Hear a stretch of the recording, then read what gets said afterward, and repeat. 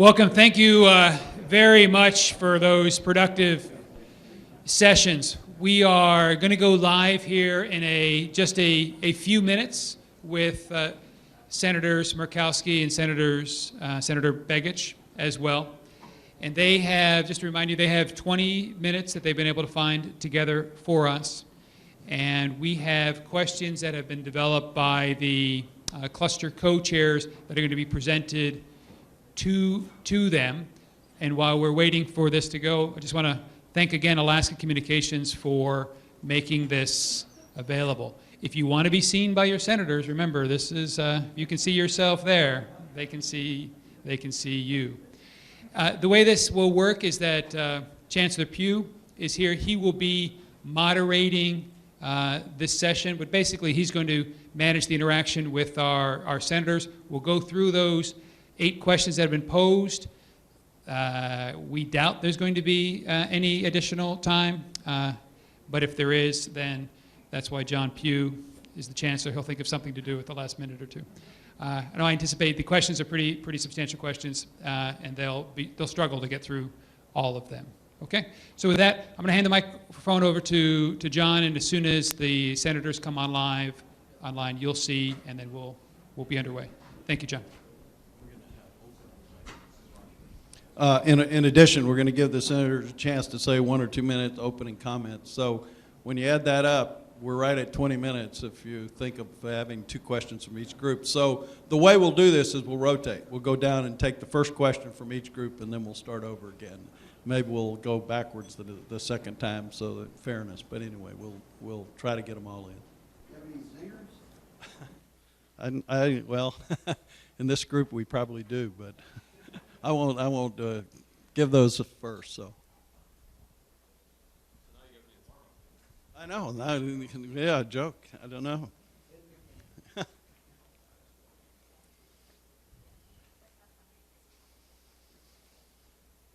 We still got a few minutes. Yeah, that's why you handed me the mic. Okay. Well, since I do have the mic, I'll just say that the University of Alaska Southeast is very happy to be here at this conference and to be very involved in the cluster development and the work. And we've tried to have people in each of the group to space around, both from University of Alaska Southeast and University of Alaska Fairbanks, to listen to the industry as well as other folks involved in these groups, and to really try to come up with some planning ourselves on where do we go in the future, because that's what it's all about, is not only what the industry is going to do, but what can the support groups for the industry do in the next 5 to 10 years in terms of developing these various economic clusters. So I want to say that to you as a group, that the university is very supportive of that, of being involved, and we're looking forward to working with each of the groups to come up with training and education programs that meet the needs of each of the clusters. So it's good to be here, and that's the end of my spiel.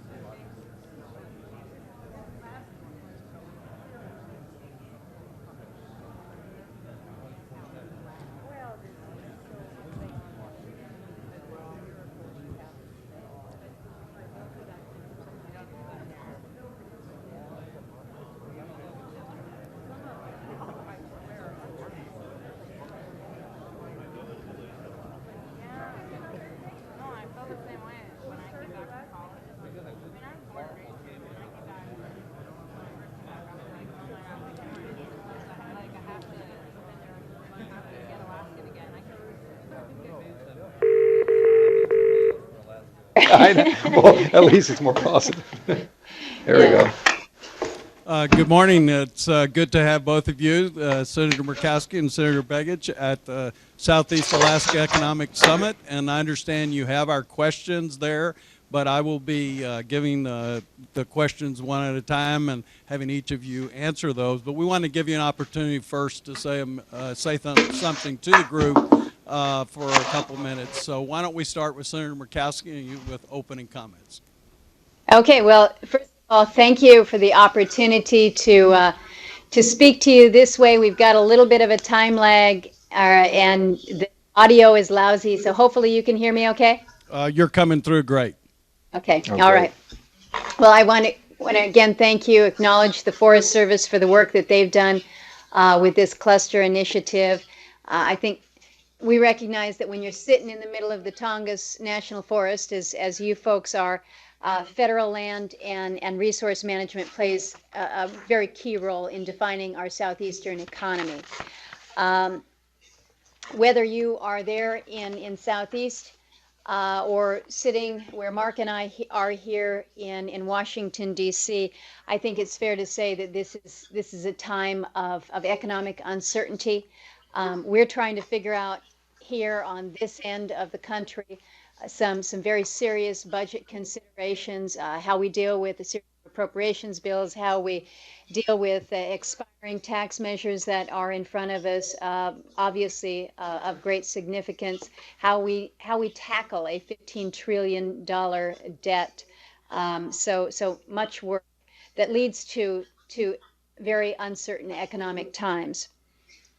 There in Southeast Alaska, I think the economic uncertainty is furthered by some of the statistics that we've seen, the population decline over the past decade, a drop in per capita income, fewer year-round sustainable jobs.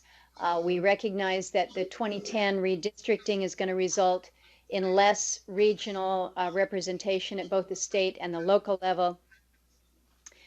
You've got continued pressure on you on the national economy, and as I mentioned, it's still pretty uncertain, still pretty sketchy here how things will work out on the national level. But I appreciate what you're doing from a more regional planning perspective to try to bring some focus, to try to bring some discipline into your initiatives, whether it's investments in education, in technical training, physical infrastructure. They're going to be very important. But in an environment where we have to figure out how we do either more with less or at least as much with less, how can we be working together to create jobs, stimulate economic growth? How can we really leverage our strengths?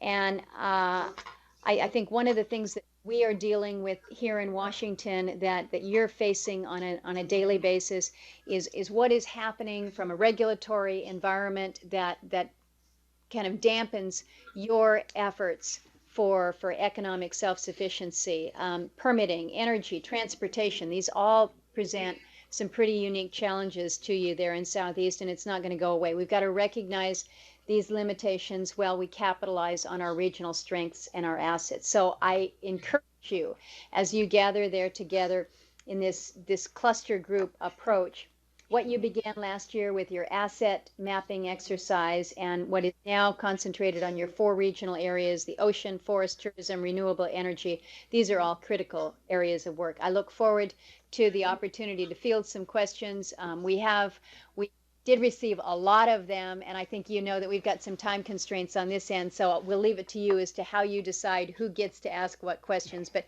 happy to be here to take some of those. So thank you. Senator Begich, you want to do some opening remarks as well? Absolutely. Thank you very much, John, and thanks to all the folks that are there. As Senator Murkowski said, it's great to see so many folks participating and such a wide range and cross-section of Southeast in order to kind of look at the economy there and what can be done over the long term. I want to, again, thank the folks that are there spending the time to help us, help you make sure you have the needed resources to continue to grow as a Southeast economy. What's also impressive is the ideas are going to come from you all. from the ground, from the folks that are dealing with these issues day in and day out. And I think that's what helps us do our job, because if we hear from you, we can, in a coordinated regional approach, it helps us with legislation and issues that we're working on back here. So first, thank you for that. And to USDA and others who are participating to make this happen, I think it's a huge plus to see the partnership between the local communities, the business communities, the federal government, and the state on this effort. Let me just say a couple things I want to mention, and then I'll just really, because the questions and answers are really what you want to hear. The opening statements are great, but really you got a nice selection of questions. I know there's some bright signs on the horizon. When I look at some of the tourism opportunities that are going on in Southeast, I know I just heard Norwegian Cruises are about to add a third ship in 2013, which is additional business to Southeast.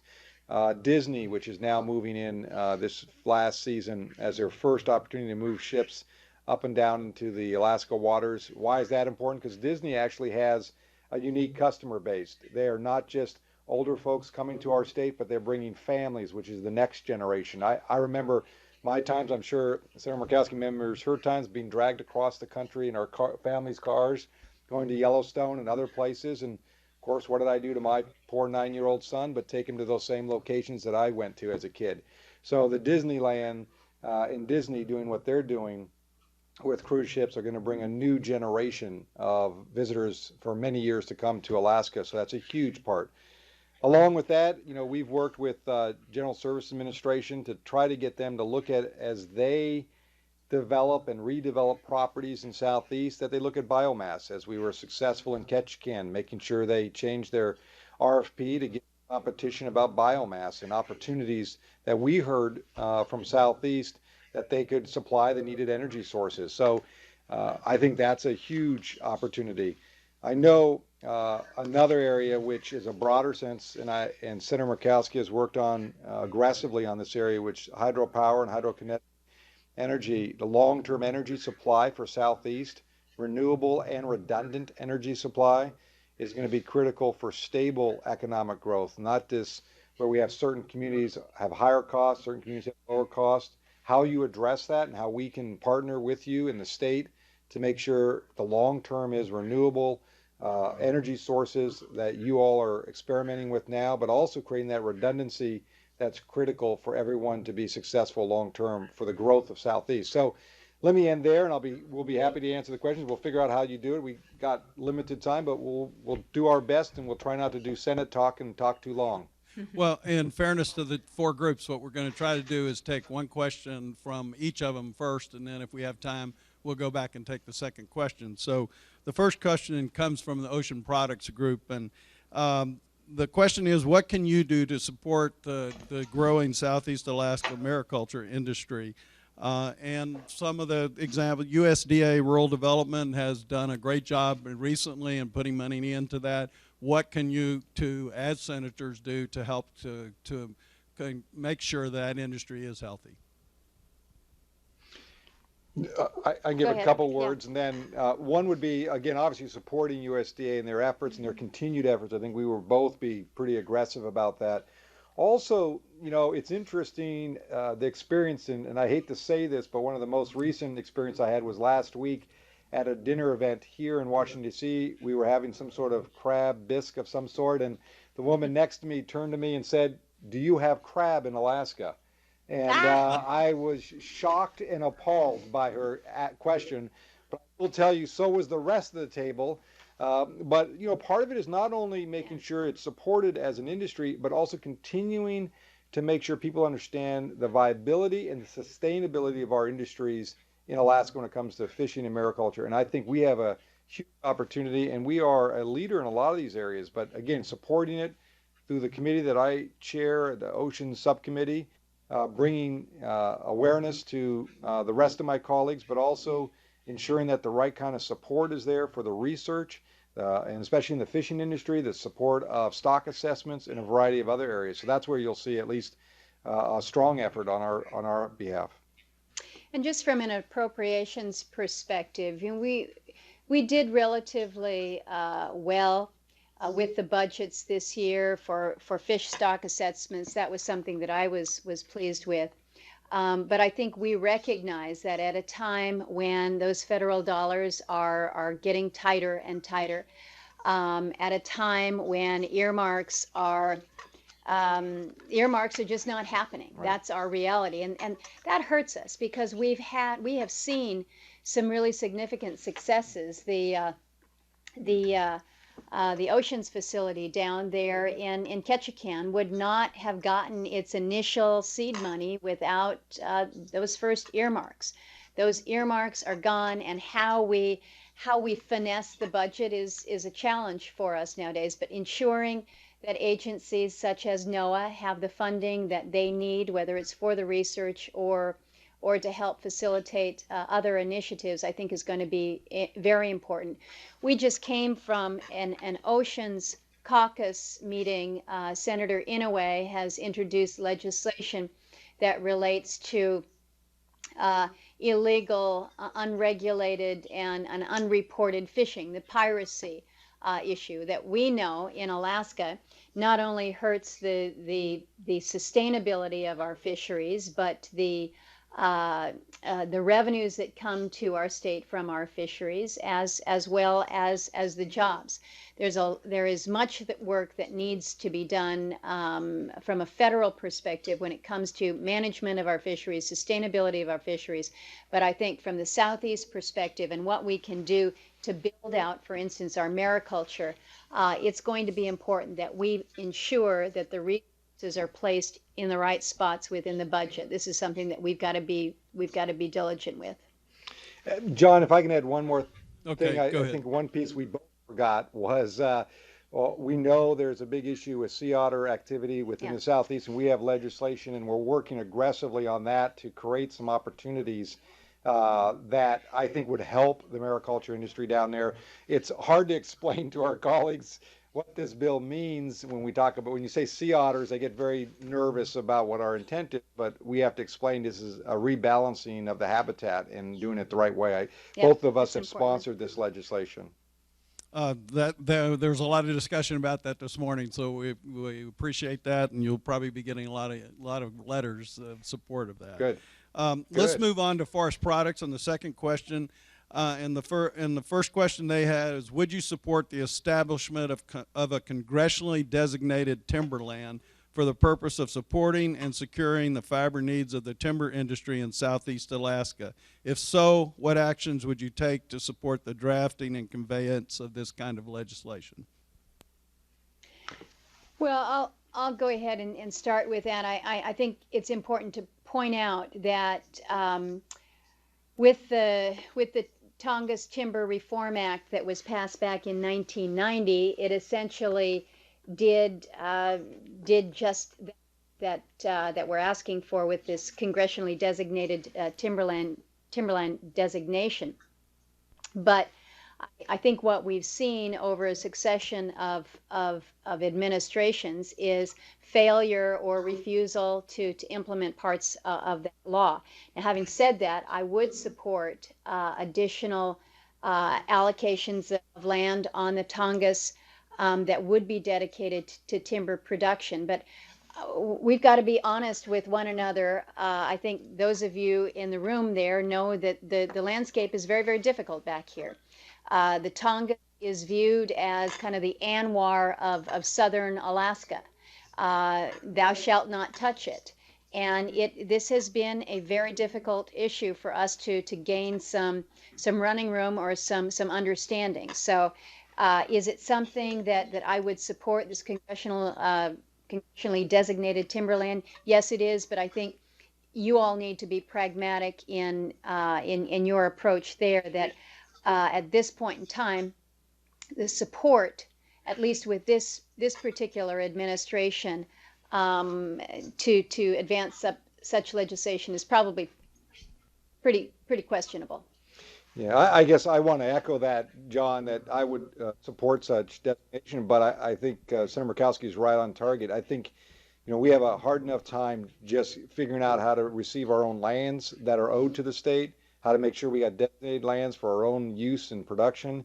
To take the next step would be difficult, but at the same time, part of our job has to continue to be educating members, because when you make Tongass, and I think exactly what Senator Murkowski said. You mentioned Tongass, it's like mentioning Anwar. The forces come out from all over the place, and we have to figure out how to manage this question of the long-term viability of the timber industry in Southeast, and making sure we have the lands that are available for production and can be used for the long term. And that's a tough issue, but I will tell you, I know Senator Murkowski's office has been working on this aggressively. We work on it also, and it's just trying to make sure people understand the Tongass isn't just one thing. It's a multifaceted economic region that means you have to have, as you've described with your clusters here, fisheries, timber, tourism. It's a combination of many things, and I truly believe all of them can work together.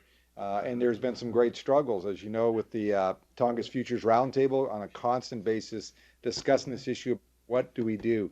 But again, supporting designated timberlands, I would have no problem in doing that. It would be a challenge to pass it through this Congress, and even if it did, I'm not sure the administration would be supportive. I would agree with Senator Murkowski's assumptions here.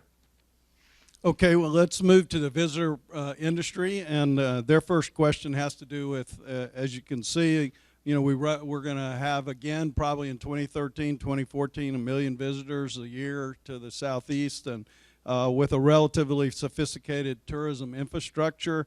And at this point, there's a real push to develop more educational programs that really can provide career pathways for folks in Southeast Alaska to go into that industry and to work in that industry for their jobs or their careers. And the question is, what can the federal government do to support this, this initiative? Well, I'll add or start with this one. On the Commerce Committee, tourism falls under the Commerce Committee, and we spend a lot of time trying to figure out what's the right approach with promoting tourism. We did last year pass the Congress the Travel Promotion Act. Why was that important? Because that's the first time that this country will actually market themselves to the rest of the world. There's a lot of Western countries that are busy marketing to everyone else, and including our own citizens here. And we have never really had a marketing program. And what this is funded by visa fees. It's private sector managed, which I think is great. And we have met with the folks. They call it Brand USA. You're going to hear more about it as they continue to unveil their product and how they're marketing the country. There is an enormous amount of visitors, especially foreign visitors. As we know, when they come into Alaska, they will stay longer, they will spend more, and about 15% of our tourism dollars are coming from foreign travel. So if we can continue to push that open, the only way you do that is you got to have a product being marketed out around the world. And I think the whole idea of the Travel Promotion Act will create that. The second thing I'll say, as the economy continues to move, and it is recovering slowly, but it's recovering, people are starting to figure out in the lower 48 they want to travel, but their travel plans don't necessarily include Europe as much as it used to because of the unsettling economic conditions and many other things. Alaska is becoming more and more an exotic place for people to visit. And I have to be honest with you, with 5 reality shows, we are the best marketed in a variety of ways. We show adventure, we show uniqueness, and I just wish the state of Alaska would advertise on every single one of those. Come visit Alaska, because there are so many people that I hear from every day. I know Senator Murkowski hears from that say they have seen one of the shows. Maybe it's the pilot show or the Deadliest Catch or the Coast Guard one that's coming, all these others. And so I think all that plays into the long-term visitor industry. And as I mentioned, the Disney one is pretty powerful. We'll see that benefit probably 10, 15 years out more, because you'll have that next generation of young people who are now raising their families who want to experience with their kids the Alaska experience they did when they were kids. So for us, I think we have a huge and bright future in regards to tourism. But again, the Travel Promotion Act, making sure we clean up the visa process more so people can get to the United States faster, and making sure we continue to market Alaska via these efforts around the world.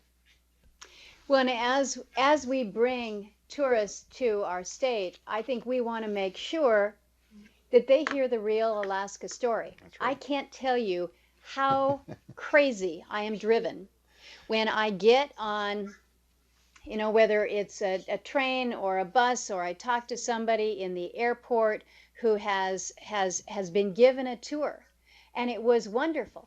And they had a very energetic and enthusiastic young person from New Hampshire that relayed Alaska's story. Right. We should be making sure that our young people in the state of Alaska have a view our economic the economic industry that we have that's associated with tourism as a field that we want to encourage them to go into, and not just to be the clerk behind the hotel desk, but really to have a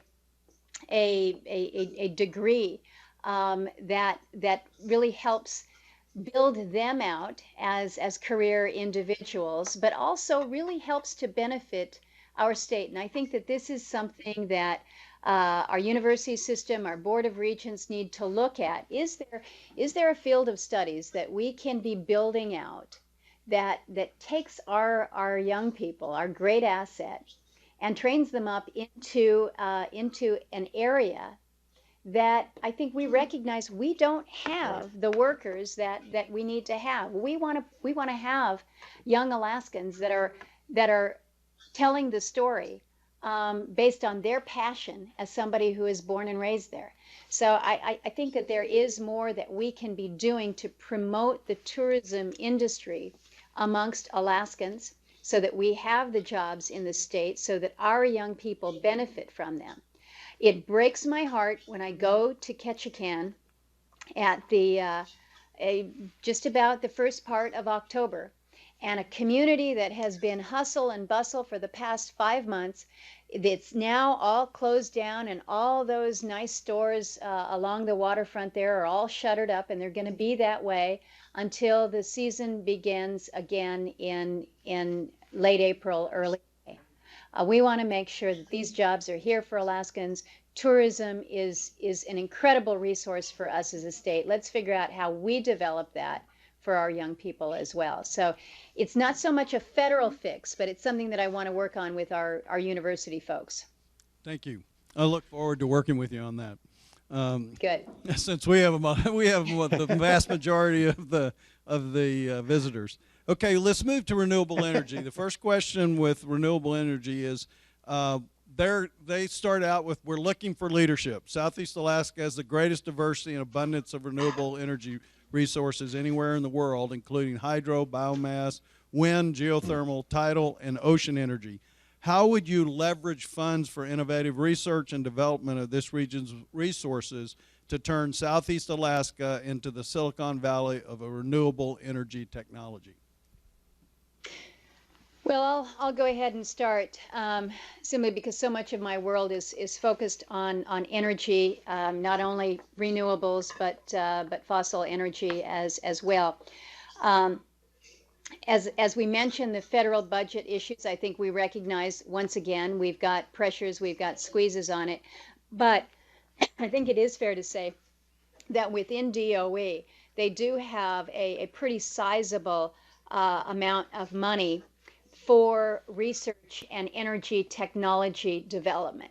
This is one aspect of the budget that I think we recognize, that whether it's ARPA-E, which is kind of that cutting edge technology within energy, or other areas of R&D, that the budget has been relatively healthy. This is going to be critical for us in Alaska, whether it's our smaller energy projects, or whether it's how we build out a transmission infrastructure that could potentially connect Southeast to provide clean energy, renewable energy sources down into the lower 48, through Canada, into the Pacific Northwest, and possibly California. It's big dreaming, but it is all possible because we have the resources there. Where our problem, of course, lies is gaining the funding and gaining the support for such a big and grandiose project, such as moving our wind, moving our tidal energy, moving our hydro energy to the lower 48, but it is possible. I would just speak very quickly on some of the Alaska specific projects that I think can make a difference. Of course, down in Southeast, where so much of our energy derives from hydro, and we continue to build out our hydro infrastructure there, I think it is important to recognize that we've got biomass opportunities there within the Tongass. Just look at the boiler using biomass there in the Sea Alaska building. I was down in Oregon about a month or so ago looking at a wave energy project that is gone from the drawing board out into the water off of Reedsport, Oregon.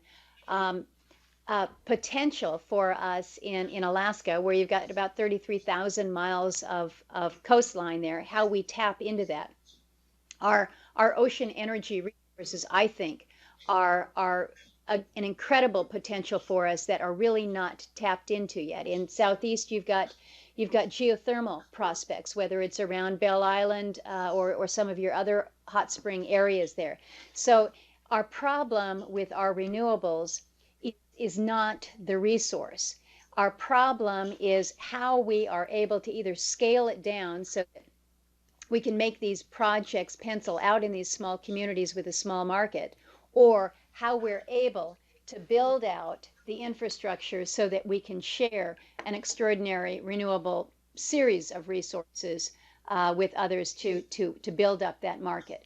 So much of it comes down to budgeting, to the appropriations. We've got to keep fighting to make sure that we fund the technologies to help us build out, because in far too many parts of the state, the technologies are still in the infancy for these smaller scale projects. But that's the fun part of it. Our Undersecretary for Department of Energy just moved through the committee this past week. Hopefully he will be confirmed, I think maybe this week, which will be good to have yet another engineer who's excited about advancing some of our more intriguing renewable energy projects for smaller scale. So look forward to working with so many of you on so many of the good projects we got going. John, I'll just add a little bit to it. I know one of the things we've tried to do is, as you know, we've brought a lot of folks up to Alaska, and I know it's been our task to bring as many as possible to Alaska from the administration to kind of understand what Alaska's about.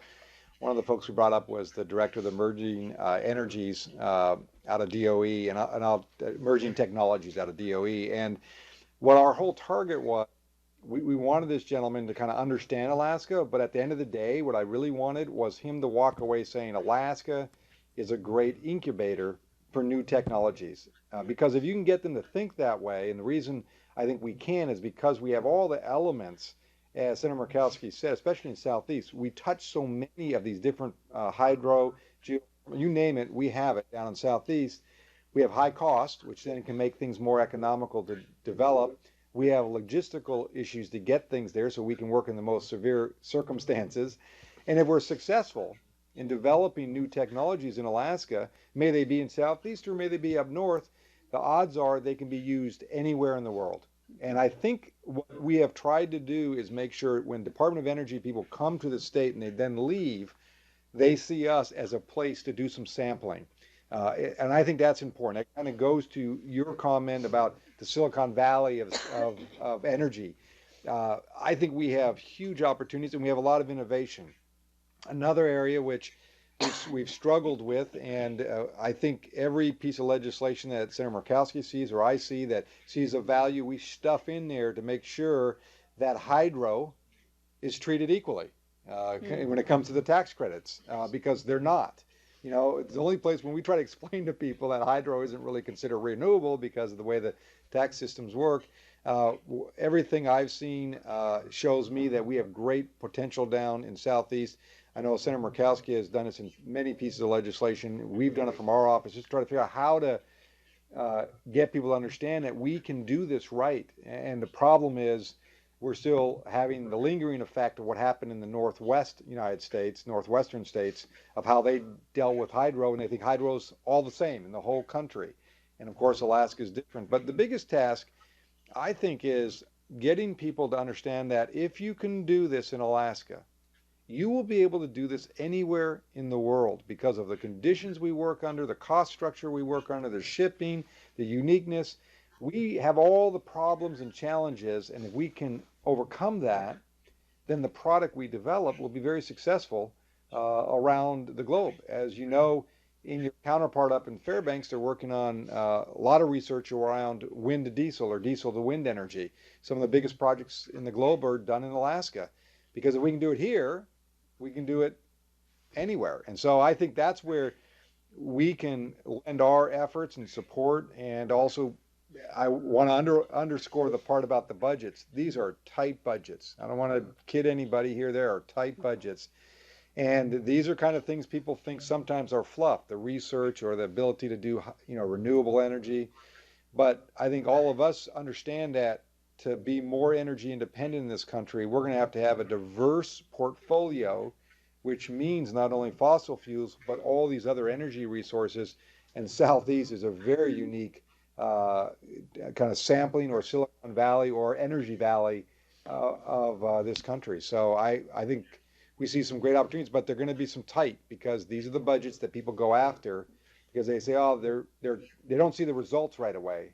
And we have to show them that the little investment and the leveraging that we can do with state dollars against these dollars make a big difference. And I want to just end on this note.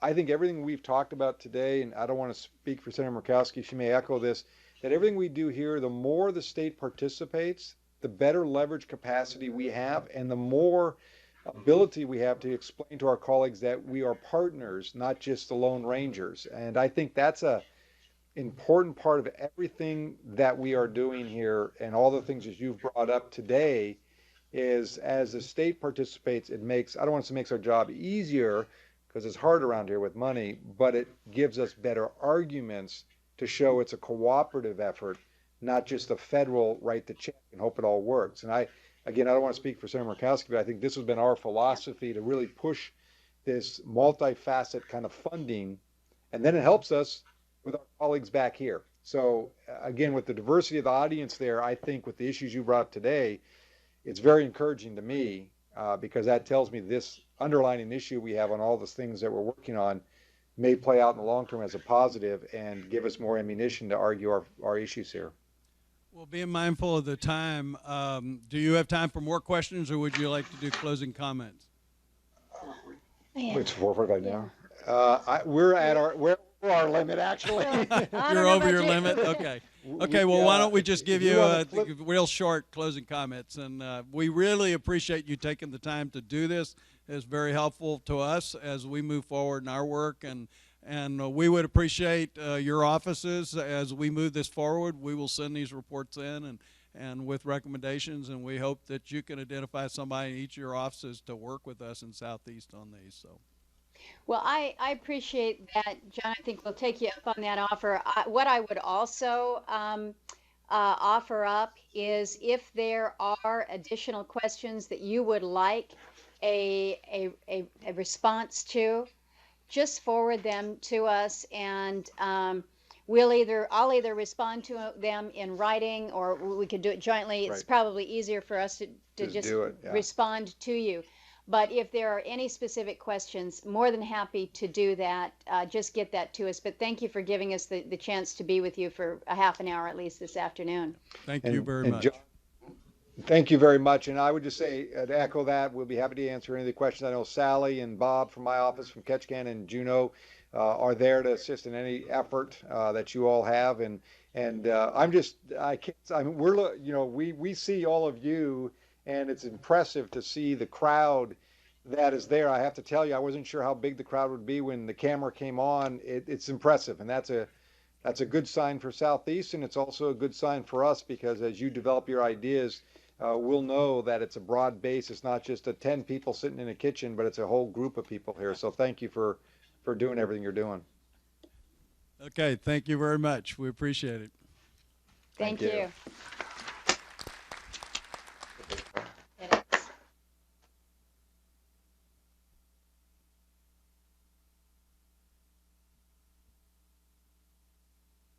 Thank you, John, for doing that for us. Those are great questions, and we will follow up with the senators and get those other questions, get responses back to everyone. Just a brief moment, reorient ourselves. We made you wait for lunch. I'm looking at Shelley. Thank you, Southeast Conference, for providing lunch. We're going to have a lunch break right after lunch, so we don't have to come back and get more instructions. What we're going to break into are the cross-cutting issues sessions. And we've invited respected people from throughout our region to help us to facilitate these sessions for us. Education and Workforce Development, Shelley Wright will be facilitating that session. Access to Financial Resources, Gary White of Sitka Economic Development Association will facilitate that discussion. Perception of Industry in Southeast Alaska, Wayne Stevens of United Way Southeast Alaska will facilitate that session. Infrastructure will be facilitated by Eden Larson, our Alaska Forward Program Manager, the statewide cluster initiative. Research and Development will be facilitated by Rick Caulfield, Provost at the University of Alaska Southeast, and Biomass will be co-facilitated by Bob Daring and Dan Parent. I understand that all of the meeting rooms are the same. What we're looking for in these meetings, again, we don't have an agenda for you for your discussions. These are all issues that have been arisen through the discussions with the cluster working groups to date. So the discussion these are open discussions to talk about these issues that affect multiple industries and could be industries beyond the 4 that we've been focusing on. We also have the possibility that in those sessions, if you deem it appropriate, and there are people in that room that want to go beyond a discussion and make something happen, we have staff in the room to help you to develop action initiatives that we could either help support or we could get them to the right organizations in our region that are working on those issues as well. So we're going to break for lunch now. We're going to start the next sessions promptly at 1:15. You have sandwiches, and then we're going to reconvene here again at 3 p.m. Thank you very much.